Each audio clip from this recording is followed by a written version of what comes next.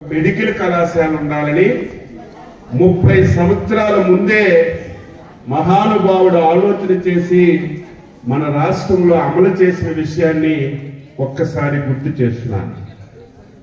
దానివల్ల చాలా మందికి తెలియకపోవచ్చు, చాలా ఫలితాలు వచ్చాయి. ఒకప్పుడు ఇంజనీరింగ్ కి చదువుకుంటే ఒక ఆంధ్ర యూనివర్సిటీయో, నాగార్జున యూనివర్సిటీయో, రంగరాయ యూనివర్సిటీయో, ఒక 5-6 యూనివర్సిటీల్లో ఇంజనీరింగ్ కాలేజీలు ఉండే. మొత్తం సీట్లు చూస్తే చాలా తక్కువగా ఉండే. ఎవరైనా స్తోమతున్న వాళ్ళు, ఎవరైనా డబ్బులు బేర్ చేసినటువంటి వాళ్ళు ఇంజనీరింగ్ చదవాలంటే బెంగళూరు, చెన్నై, మహారాష్ట్ర, ఇతర ప్రాంతాలకు వెళ్ళి ఇంజనీరింగ్ చదివినటువంటి విషయాన్ని మనందరం కూడా తెలుసుకోవాలి. ఇది గ్రహించి ఒకేసారి 240 ఇంజనీరింగ్ కాలేజీలు ఆనాటి ముఖ్యమంత్రి చంద్రబాబు నాయుడు ఈ రాష్ట్రంలో మంజూరు చేశారు. దానివల్ల విపరీతమైనటువంటి ఫలితాలు వచ్చాయి. సామాన్య పేదవాడు, కూలి చేసుకున్నటువంటి ఇంటిలో ప్రతి ఒక్కడు ఇంజనీరింగ్ చదివారు.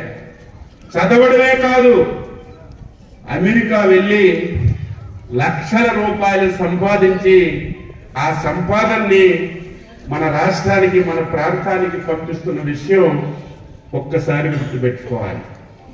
ఆ రోజు చంద్రబాబు నాయుడు వేసినటువంటి పునాది వల్ల ఈరోజు అమెరికాలో అత్యంత ఆదాయం కలిగినటువంటి జాతి ఏదైనా ఉంది అంటే తెలుగు జాతిని గర్వపడే విధంగా ఈరోజు ప్రతి ఒక్కరు కూడా చెప్పుకున్న స్థాయికి మనం తీసుకొచ్చాం.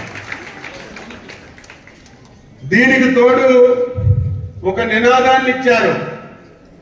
ప్రతి ఇంటిలో ఒక ఐటీ ప్రొఫెషనల్ ఉండాలి. ఐటీ చదువుకున్న వాళ్ళు ప్రతి ఇంటిలో ఉండాలి. దానివల్ల ఆ కుటుంబం, ఆ గ్రామం, ఆ ప్రాంతం అభివృద్ధి జరుగుతుందని ఆ విధంగా విద్యను ప్రోత్సహించి ముందుకు తీసుకెళ్లిన విషయాన్ని ఈ సందర్భంగా తెలియజేస్తున్నాను. 2019 వరకు ఎవరు ముఖ్యమంత్రి ఉన్నా, ఏ ప్రభుత్వం ఉన్నా దాన్ని కొనసాగించింది. దురదృష్టవశాత్తు 2019లో ఒక వ్యక్తి రాష్ట్రానికి ముఖ్యమంత్రి అయ్యాడు. మొత్తం విద్యా వ్యవస్థని చిన్నాభిన్నం చేశాడు. 6 సార్లు ఎమ్మెల్యే అయినటువంటి నాకే ఏం జరుగుతుందో తెలియనటువంటి కన్ఫ్యూజన్ ని ఈ రాష్ట్రంలో క్రియేట్ చేసి, ప్రభుత్వాలు రానట్టుగా, ఈ రాష్ట్రాల్లో గతంలో ఎవరు పరిపాలన చేయనట్టుగా ఇప్పుడే నేను ఆకాశం నుంచి దిగొచ్చాను, నేనే ముఖ్యమంత్రి అయ్యాను, స్కూళ్ళన్నీ మార్చేస్తానని నాడు నేడు అని ఒక పనికి మాలిన కార్యక్రమం పెట్టారు. 4,000 కోట్ల రూపాయలు ఆ కార్యక్రమం కింద ఏం చేశాడు? సున్నాలేశాడు. ఏం చేశాడు? కొన్ని గ్రామాల్లో పాఠశాలన్నీ డిస్మాంటిల్ చేశారు, ఎక్కడొక్కడే ఉండిపోయాయి. కొన్ని గ్రామాల్లో పాఠశాలలకి రంగులేసి చెక్క సున్నాలు చేశాడు. ఇవన్నీ చేశాడు, సంతోషం. ఎవరైనా ఆలోచన చేయాలి కదా. ఒక గ్రామంలో ఒక స్కూల్కి 20 లక్షల రూపాయలు మంజూరు చేసి, ఆ స్కూల్కి రంగులేసి, ఆ స్కూల్ బాగు చేసి 15 రోజులు కాకముందే ఆ స్కూల్ మొత్తం ఎత్తేశాడు. ఎవరైనా చేస్తారు ఈ పని? ఎవరి డబ్బు ఇది? మన డబ్బు. ప్రజలు ట్యాక్సుల రూపంలో కట్టిన డబ్బు. ఈ రాష్ట్రంలో చాలా స్కూల్స్ ఆ రకంగా మూతపడిపోయాయి. ఇప్పుడు మనం గ్రామాలకు వెళ్తుంటే ఆ స్కూల్స్ లో గ్రామస్తులు ధాన్యం వేసుకుంటున్నారు. కొన్ని గ్రామాల్లో అయితే పశువులు కొడుతున్నారు.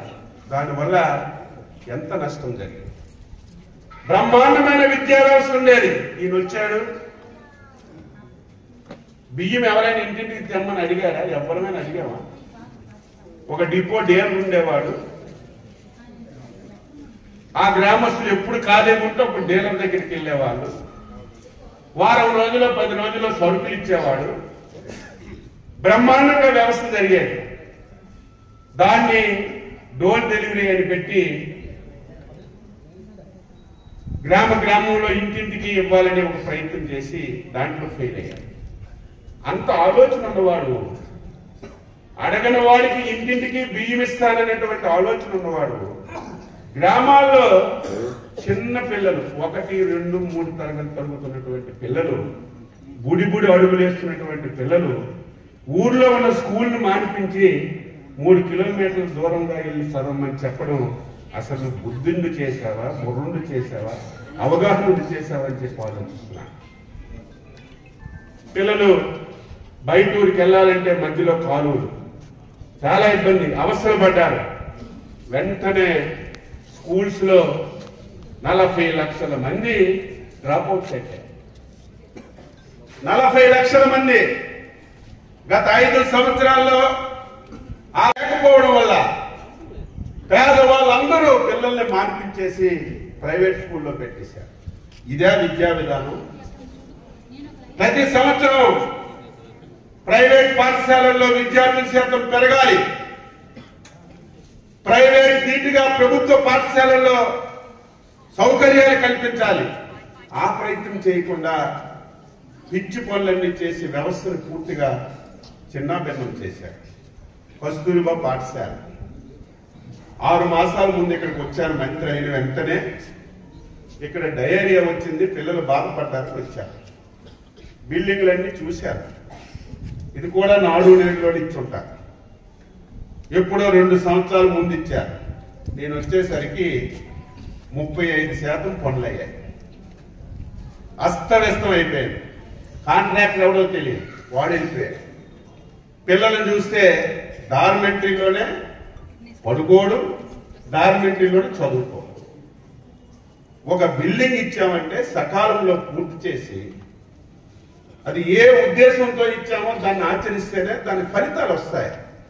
వెంటనే ఈ గారికి పిలిచి ఎవడా కాంట్రాక్టర్ రమ్మని చెప్పి, నీకు 5 మాసాలు టైం ఇస్తున్నాను, ఆ బిల్డింగ్ పూర్తి చేసి మళ్ళీ నాకు ఓపెనింగ్ ఇమ్మని ఒక ప్రెజర్ చేయడం వల్ల 35% అయినటువంటి పని ఈరోజు మళ్ళీ మొన్నను నిధులు వస్తే మళ్ళీ 2 భవనాలకు ఇచ్చాం.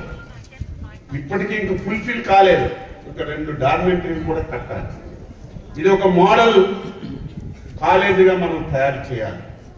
దీనికి పూర్తి సహాయ సహకారాలు అందిస్తాం.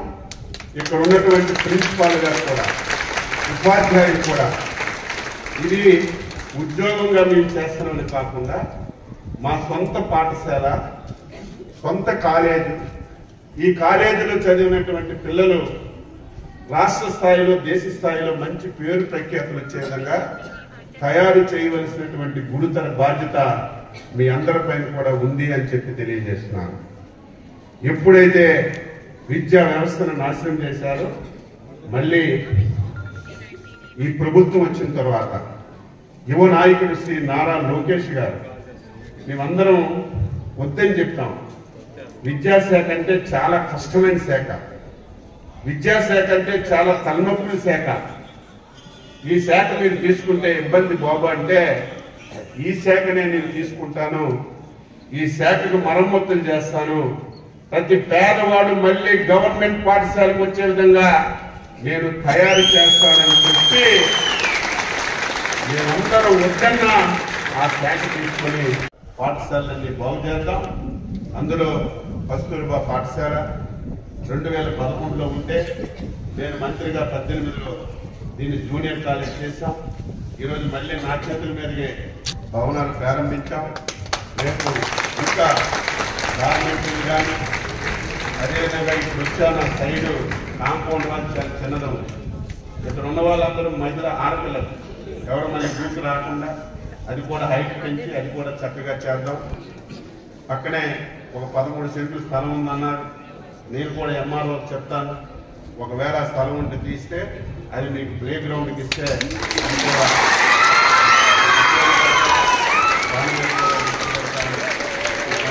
తెలియజేస్తూ, నాకు సమయం ఎందుకంటే అప్పుడప్పుడు వచ్చి మీతో కొంత గడిపితే మైండ్ కూడా ప్రెస్ అవుతారు. నేను కూడా ప్రయత్నం చేస్తాను టైం ఉన్నప్పుడు రావడానికి. సరే మళ్ళీ మన కస్తూరిబా స్కూల్తో పాటుగా ఆ రోజు మనం సంత బొమ్మల్లో ఇచ్చాం, దాన్ని కూడా మనం ముందుకు తీసుకెళ్ళి అన్ని విధాలు అభివృద్ధి చేద్దామని సందర్భంగా తెలియజేస్తూ, ఈరోజు ఆదివారం అయినా ఈవేళ ఆదివారం ఎప్పుడు ప్రోగ్రామ్స్ పెట్టడానికి నేను ఇష్టపడను, ఆడియోలు పెట్టడానికి ప్రయత్నం చేస్తున్నా. మొన్ననే తల్లిదండ్రుల సమావేశం, ఎప్పుడు ఎవరికి రాలేదు. తల్లిదండ్రులు పిల్లల చదువులో భాగస్వామ్యం కావాలి, వాళ్ళ పిల్లల పాఠశాలకు వెళ్ళి ఏం చేస్తున్నారో తెలుసుకోవాలి. ఆ విధంగా మొన్ననే ఆ సమావేశం రాష్ట్రం మొత్తం మీద ఒకేసారి పెట్టి విజయవంతం చేశాం.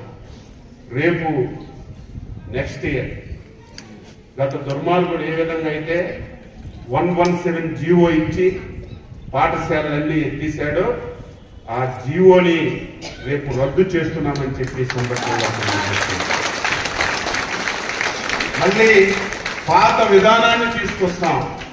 1 నుంచి 5 వరకు ఎలిమెంటరీ స్కూల్, 6 నుంచి 10 వరకు హై స్కూల్, ఇంటర్మీడియట్ ఎడ్యుకేషన్, ఆ పైబడి హయ్యర్ ఎడ్యుకేషన్. 4 స్టేట్స్ కింద మళ్ళీ పాత విధానాన్ని తీసుకొచ్చి ఎంతమంది పిల్లలు ఉంటే ఎంతమంది టీచర్లు ఉంటారు. ఇప్పుడు అస్తవ్యస్తంగా ఉంది. ఒక స్కూల్లో చూస్తే ఒకడే స్టూడెంట్, 2 టీచర్లు. కొన్ని దగ్గర 100 మంది 1000 మంది స్టూడెంట్స్ ఉన్నారు, సరిపోయినటువంటి టీచర్స్ లేరు. దీనివల్ల చాలా అస్తవ్యస్తంగా ఉంది. దీన్ని మనం సెట్ చేసి రేపు అకాడమిక్ ఇయర్ నుంచి మొత్తం విద్యా వ్యవస్థని నారా లోకేష్ గారి నాయకత్వంలో సరిచేస్తామని చెప్పి తెలియజేస్తున్నారు. ఈ మధ్య కాలంలోనే మీకైతే